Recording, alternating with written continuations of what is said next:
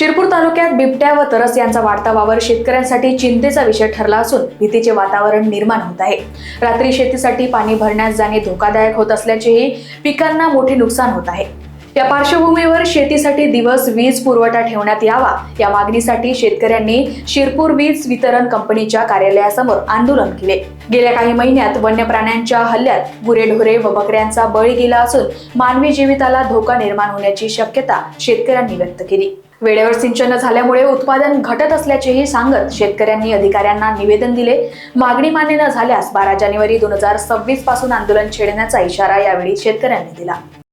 मी रणजित सिंह रावल, राहणार वाठोडे, तालुका शिरपूर, जिल्हा धुळे।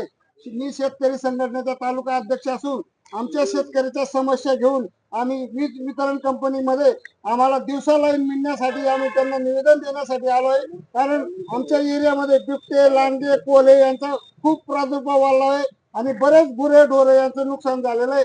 रात्री शेतामध्ये शेतकरी कोणीही पाणी भरायला जात नाही किंवा त्यांचे कामगार सुद्धा जात नाहीत, म्हणून शेतकऱ्याचं खूप मोठं नुकसान होणार आहे आणि होत आहे। हे नुकसान टाळण्यासाठी शासनाने लवकरात लवकर शेतकऱ्यांना दिवसा 8 ते 5 या टाइमिंगमध्ये लाईन वीज पुरवठा केला पाहिजे, ही आमची शेतकऱ्यांची रास्त मागणी आहे।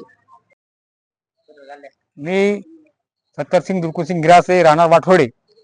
आमच्या परिसरातील सर्व शेतकरी बांधवांना महाराष्ट्र राज्य विद्युत वितरण कंपनी शिरपूर येथे निवेदन देण्यासाठी आलेलो आहे।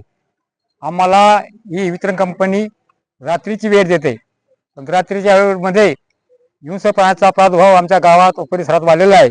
बिबटे, तरस, लांडगे, कोल्हे सर्व वावरत असताना आमच्या गावातील सरपंचाच्या साहेबांच्या गोठ्यामध्ये 3 जनावरे घाळ करून मारून टाकली त्यांनी।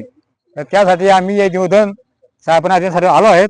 तर आम्हाला ही जी वीज आहे पाणी देण्यासाठी रात्रीच्या वेळेला वीज देऊ नका आणि आम्हाला संपूर्ण लाईट 8 ते 5 दिवसा द्या, अशी आम्ही मागणी करत आहे। Bureau report, Lokvahini media, Dhule.